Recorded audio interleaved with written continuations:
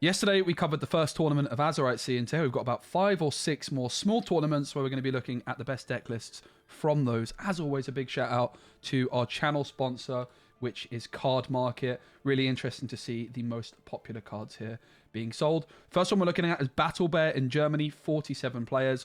Battle Bear definitely well known for being one of the most competitive local scenes in Germany. I've been told off in the past for underestimating them, so this is definitely a tournament worth looking at. Only 2 lists from it currently available. If you do check the link in the description, perhaps more will be available after the time of recording. We have a top 8 list and we also have the winning list. So the top 8 here from Andres Hammond is using the new Calhoun card, which is an absolutely extraordinary card, which we talked about yesterday with Resist 1 and a ability similar to the legendary Robin Hood, which is whenever you banish another character in your turn in a challenge, gain 2 lore. Being able to challenge and gain lore at the same time, very, very powerful. Also having Resist 1, very, very relevant. There's a lot of 2 damage removal in the meta. Things like Fire the Cannons, because of course Diablo is still in full force. Things like Grab Your Sword, Let the Storm Rage On. And Calhoun is very, very difficult for all of those things to deal with. It does come, of course, at that cost of being uninkable. Also 4 copies of Sail the Azurite Sea as a new addition.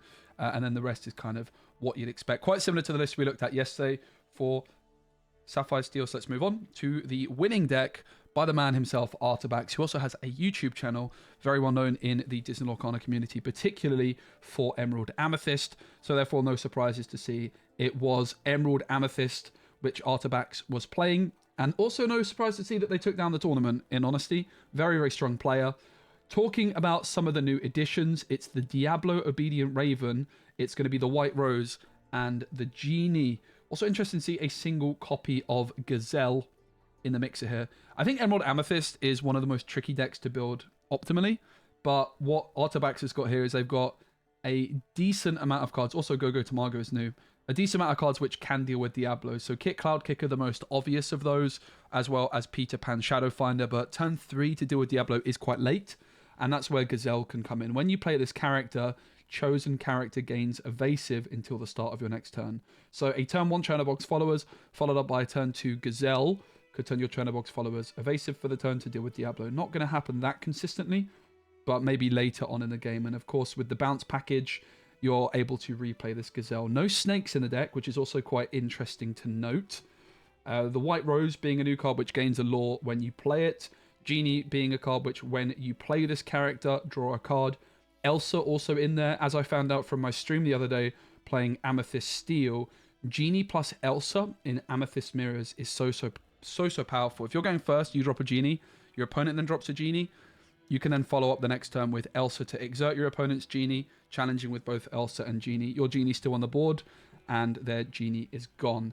So Genie Elsa are definitely very, very powerful in Amethyst mirror matchups for sure. So you can obviously expect these cards to be popular in Ruby Amethyst as well, as other Amethyst decks as well. I think Amethyst Steel is going to be very popular. I think Amethyst Steel, Amethyst Emerald, and Ruby Amethyst will most likely be the most popular 3 Amethyst colors. And I expect Genie and Elsa to be included in all of those decks because of how strong they are in the mirror, but just also generically pretty good cards. They can also deal with Diablo in the later game.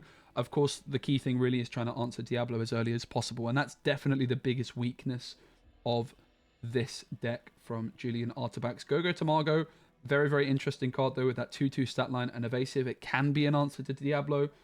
Realistically though, what's going to happen is you're going to play Go-Go Tamago down on the board, and then your opponent's going to sing Storm Rage On or Strength of a Raging Fire with their Diablo, and then suddenly you don't have a way of dealing with the Diablo, and you're probably going to lose the game from there, particularly if it's in a hidden cove. You can't even hit it with Kit Loud Kicker. There is also the Merlin Crab, which can combine with Go-Go Tamago to deal with a Diablo in a hidden cove. No room for Pegasus in this one, which of course plus Crab can be a nice combo. Banzai still making the cut. Another card which isn't very good against Emerald Steel, but very, very powerful elsewhere. 1 Ursula, Sea Witch Queen at the top end, and 2 Clarabelles. I'm not personally that convinced by Clarabelle in Emerald Amethyst. Never have been. Not really a deck I played at all in the previous set, but definitely one I would like to try out. Personally, I'm on team Amethyst Steel for this set, though. I think Amethyst Steel might be the way to go. But congratulations to Artabax. Up next, we are going to be looking at a $1,500 guaranteed constructed event with 50 players. So even more than the one in Battle Bear. And we've got the top 4 deck lists. And I do believe the top 4 players split. So these basically all won the tournament in a way, right? The semi-finals onwards were not actually played out.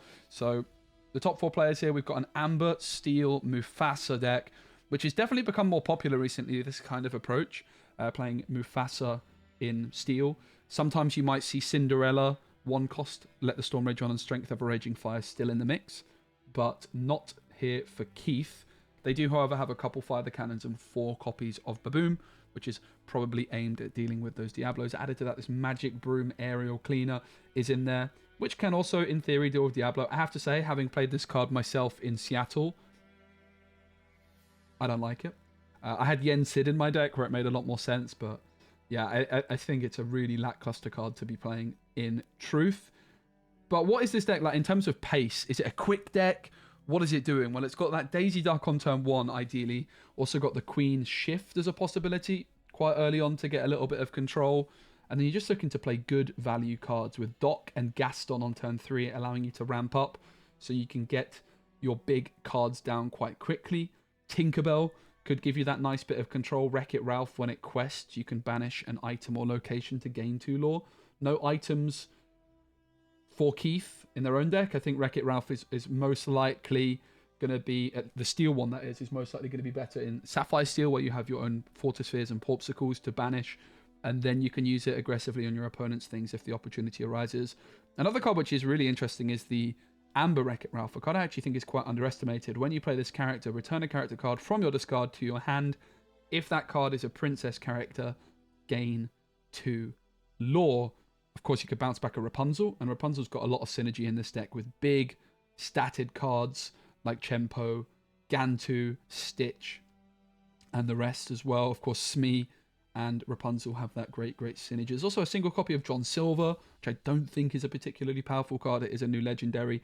At the start of your turn, deal 1 damage to each opposing ready character. Also has resist 2 and a shift ability. No shift targets though, so 8 ink for that is quite a big ask, but it is, of course, an inkable card. Pluto, also a really interesting card. While this character has no damage, it gets +4, so it's going to be a 5/5. Very interesting list for sure. I have a feeling this one isn't perfectly optimized. Now, obviously, that makes sense. It's day 1 or day 2 of the set. People are going to be wanting to try out new cards. They're going to be wanting to have fun. They also might not necessarily have access to all of the cards, and a lot of people are going to be testing their decks for the very first time on this weekend. And by the end of the tournament, often what happens is you realize, okay, maybe I'm going to get rid of these cards and those cards. So definitely, if you're looking to play decks like this, don't feel like you have to play the exact list. Experiment a bit and see what you think works. I think for me, that's the most fun thing about Disney Lorcana, is just that experimentation. So big shout out to Keith on a really cool list. Up next, we've got Nick, who's playing Amethyst and Steel, a deck quite close to my heart. Captain Hook in there. No room for Diablos or Magic Brooms, and only 3 copies of Chernobog's followers, so definitely built quite differently to how I would play it, but that explains it. John Silver in the mix here, the Greedy Treasure Seeker, with Fairy Ship, Library, and Queen's Castle. Some new card additions, not that many. Fairy Ship is a new one, just a 1-cost location, which gains 1 lore return. 2 copies of Genie, and 3 copies of Billy Bones. When this character is banished, you may banish chosen item or location. Not a card I have seen being played before.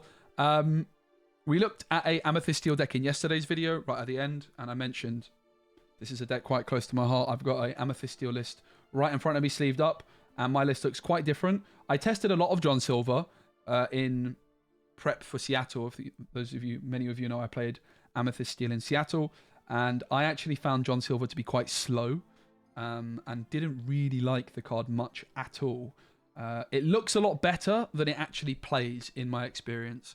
So this list with 2 Fire the Cannons, I think it's going to struggle against Diablo, and I think it's going to be a little bit too slow on average against your Ruby Sapphire deck. So for me, I wouldn't build the deck in this manner, but it's really interesting to see. I think Amethyst Steel has so many different ways you can go about it. You can kind of have these slower mid-range decks which can deal with deal with Emerald Steel quite easily, but maybe not be as good into Ruby Sapphire. You can build it quite quick, where you are really good into Ruby Sapphire, but maybe not quite as good into Emerald Steel. And this one's gone a different route with locations. And later on in the video, we're even going to be looking at a Jafar deck as well. So Amethyst Steel, really, really fascinating color combination. And definitely my top pick for early prediction for best deck in the format.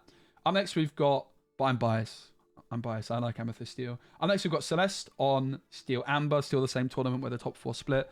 Doesn't look like there's any new cards apart from the Pluto in here. The Pluto Bodyguard, which we've already talked about. Gaston Singer is an interesting option over Gazelle. Gazelle has a 2-3 stat line, but can quest for 2. Of course, Gazelle can be removed by Brawl, whereas Gaston cannot. So just having that guaranteed card, which can sing Whole New World, can be quite nice. Nala, also an interesting addition in there. Not something you see every day, as well as Wombenja. The final deck from the top 4 is another Amethyst Steel. This one with Doc, which is a bit more similar to the way I'm playing the deck, but this is definitely a very, very fascinating list. Also gone for Captain Hook and Cogsworth. No Maleficent, 1 cost in this one, so I would wager that this deck is going to struggle against Ruby Sapphire without that 1 cost Maleficent. But Cogsworth and Captain Hook definitely giving you a little bit more control. Calhoun's in there, as well as Smee and Doc. 3 copies of Calhoun.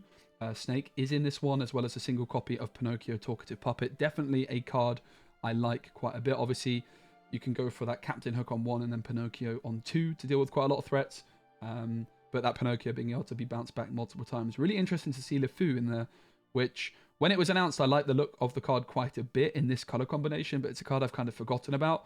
During your turn, you may play this character for free if an opposing character was banished in a challenge this turn. So you take something out with Captain Hook, and then LeFou can come down onto the board for free. You can sing Friends, and then you can slam Doc down shortly thereafter. Very, very interesting addition of LeFou. A card I actually am quite interested in testing myself. Got the bounce package with 3 crabs, 4 snakes, 4 foxes, and 4 goats. No room for rabbit, and also, very interestingly, no genies. There is 3 peats, 4 libraries, no Queen's Castle. I personally prefer Queen's Castle in these decks, as it's a little bit more speedy. And then Lose the Way, another very interesting new card. Exert chosen character, then you may choose and discard a card. If you do, the exerted character can't be readied at the start of the next turn. This is a card I'm really interested in. It's very similar to Pinocchio Talkative Puppet, but it's inkable. You don't have to discard if you just want to exert as a one-time thing. But then there is that possibility. If you're going to go for a Doc play, it gives you that opportunity to stall out. I think most of the time you're just going to be playing this for the exert chosen character. In terms of dealing with Diablo, there's 2 Fire the Cannons, which isn't going to happen that consistently. So I feel like Diablo might run rampant against this list. Strength of a Raging Fire can also deal with it as well, slightly later on. But yeah, big shout out to everyone at this 1,500 guaranteed Azurite Sea constructed at the Encounter Lorcana. At the Encounter. Nice one, and thanks Inkdex for getting it up. We've also got a top 4 deck from a 13-player tournament in France, but it's a really interesting list, so I wanted to show you. It is Sapphire and Emerald. So obviously 13 players, top 4. I think it's fair to say that this isn't a list that we should look at too much in depth in terms of a refined version of the deck or anything like that, as I don't think we should really be looking at any of these decks this early on in the set as refined lists. And I think it's really interesting to have this discussion. But really cool to see Sapphire and Emerald in the mixer. Bend to My Will is in there ×2. Each opponent discards all cards in their hand. No other discard cards in there, and I really like the idea of that, of playing Bend to My Will. Of course, there's also the new Basil card, which most likely is going to be a Sapphire and Emerald option, which you can pay 1 ink to discard a card. That's a really interesting option for this style of deck. No Basil in here, just 2 copies of Bend to My Will. I do like the idea of that. I think there's a world we could see Bend to My Will being played in some Emerald decks as just a one-off. But obviously very, very expensive and uninkable, so it can be a little bit awkward if you're not careful. Bellwether, an interesting synergy card here. During your turn, whenever a card is put into your Inkwell, chosen opposing character gains Reckless during their next turn. And they've gone for the Muses package with this, with 1 jump ahead, Mother Knows Best, You're Welcome, Under the Sea, and also the new addition, Heffalumps and Woozles, a card I do like the look of. Chosen opposing character can't quest during their next turn and draw a card. I think that's a really, really good card for this deck, because the Muses is probably the best way to play Sapphire and Emerald. With the ice blocks, you can do a lot of synergy, but there was just a real lack of solid song cards that you could play previously. So Heffalumps and Woozles being an option is quite nice. So the Azurite Season, there's also Peter Pan. But a cool deck, and a big shout out to Kuyu for playing it. Up next, we've got a 17-player tournament where we're going to look at the top 4 lists at Weeb Box Collectibles. Up first in the top 4, we have a Ruby and Amethyst deck by Angel with the Diablo in there in place of the Magic Brooms.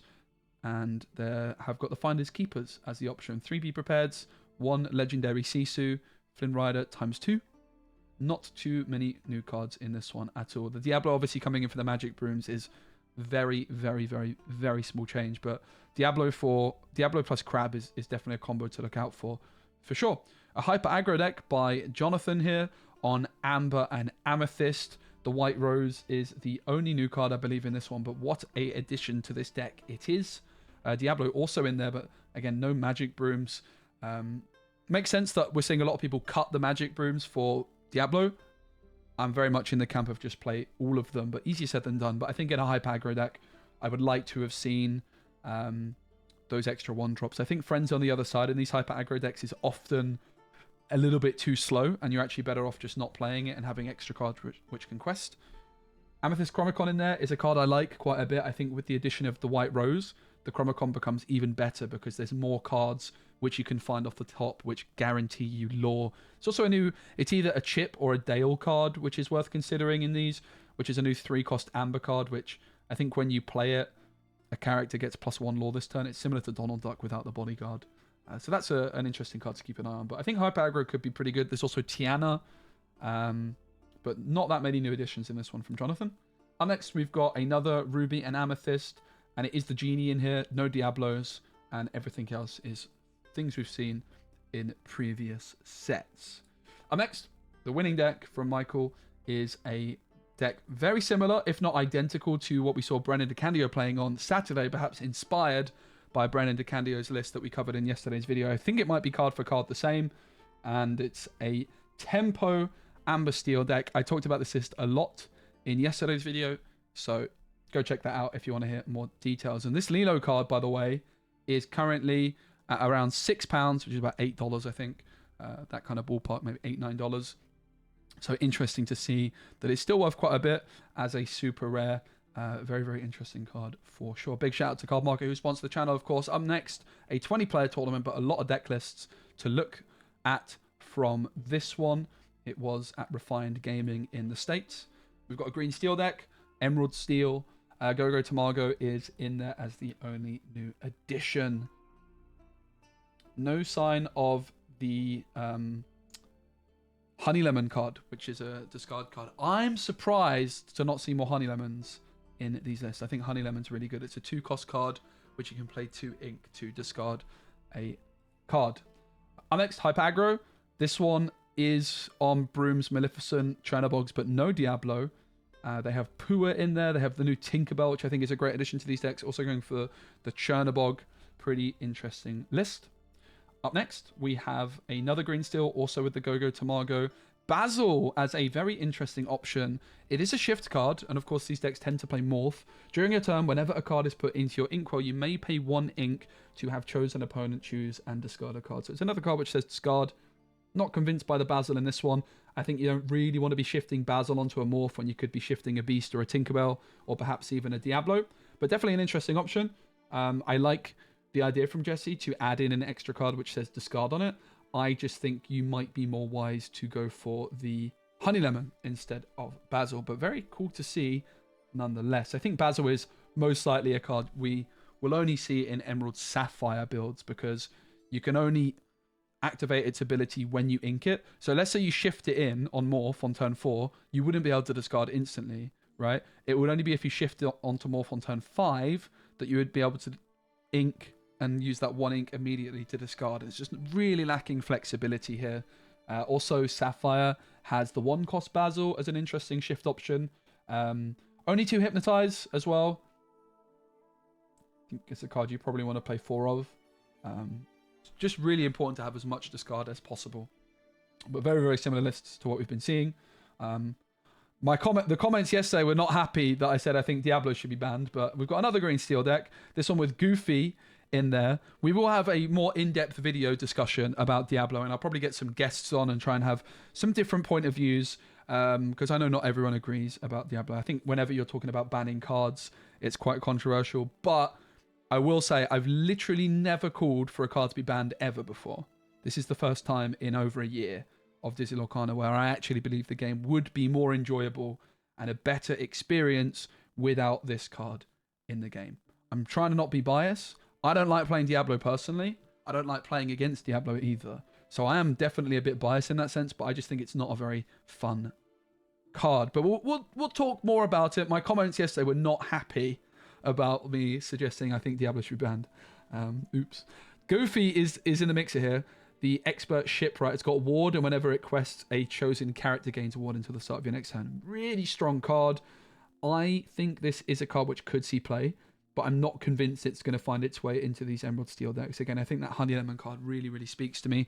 I just think you want as many cards, really, which can discard. Go-Go Tamago is definitely really, really interesting in these decks, though, because you can combine it with Storm Rage on Strength to gain big, big lore. And I think Goofy's a great card, so not too surprised to see people experimenting with it.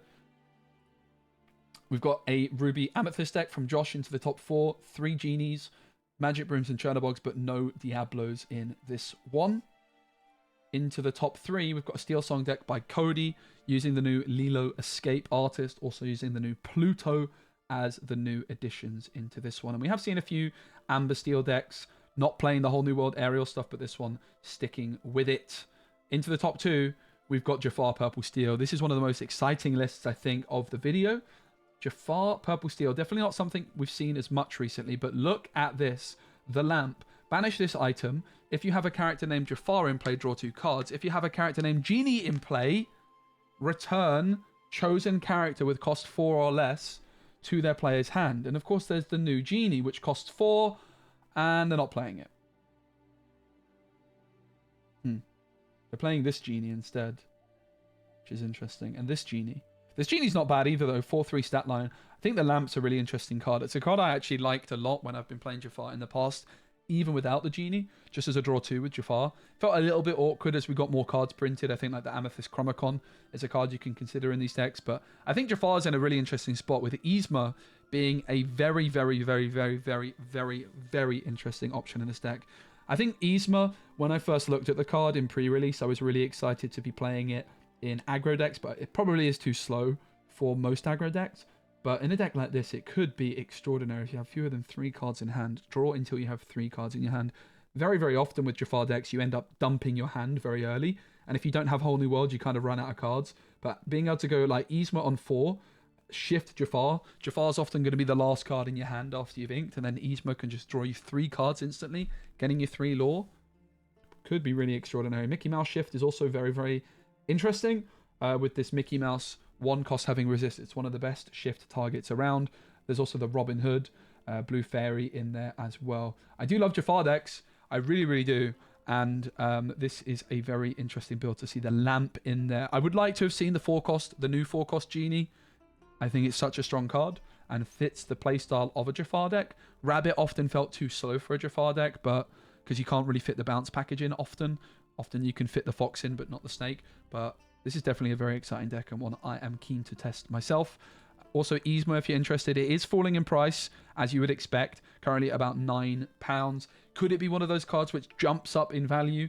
I'm not sure. It's definitely got the potential to. I think the fact that it's not probably going to make the cut in hyper aggro decks means it might be a bit of a niche card, but it's such a powerful card, just waiting to find the right list. But the tournament-winning deck here was Darren playing Ruby Sapphire with the Maui Shark. Prepare your bot. 4 copies of that in the mixer. You can either ready chosen item or ready chosen robot character. And the idea with this one is going to be combining it with the Lucky Dime. You play the dime, you tap the dime, you play the Prepare Your Robot, you tap the dime again. And if you've got something like a Tamatoa down on the board, that could easily gain you like 14, 15, 16, even 20 lore in a single turn. It is quite possible. Your other big targets for your Lucky Dime in this one, well, there's no bell. There's also no sign of aerial. I think those are definitely combos you might expect to see with the Prepare Your Bot. But some new cards in here. Tadashi Hamada. I know I butchered that name yesterday, so I tried to get a bit better this time. During an opponent's turn, whenever this character is banished, you may put the top card of your deck into your Inkwell face down. then put this card into your Inquire. That's a really, really interesting card. I'm not sure I see it in Ruby Sapphire necessarily, but maybe. Like this is good in a deck which wants to quest early but also ramp. Like your opponent can't really ignore this card; they have to remove it. Otherwise, it's just getting 2 lore each turn. So it's really, really interesting. But the reason I'm not sure I necessarily see it in Ruby Sapphire specifically is because Ruby Sapphire generally just doesn't care that much about the early game questing and would rather just ramp like crazy, as aggressively as possible, and then just get to those big board clears as quickly as you possibly can. So I'm not sure, with it being an uninkable 3-cost character, that's really what you want to be doing. You're going to play Tipo or Sail the Azurite Sea or 1 jump ahead on turn 2. Then do you really want to be using your turn 3 when you have 4 ink to play a Tadashi Hamada?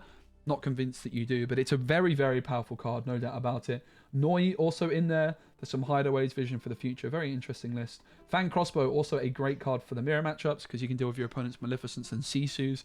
This is something we saw one of the Disney Lorcana Challenge winners in Europe have in their list. I can't remember their name. My apologies to them, but it's our friend from Italy that won the Lorcana Challenge. My apologies to that player that won that. That's poor for me. I should know their name. But yeah, big shout out to Inkdex for getting all this up. Big shout out for all the tournament organizers and all the players. And thank you very much for watching the video. Don't forget to subscribe and check out my Metafy page if you guys want coaching, personalized decks, all that kind of stuff. My Metafy page is the best place to support me if you enjoy my content. So thanks everyone and take care. Bye.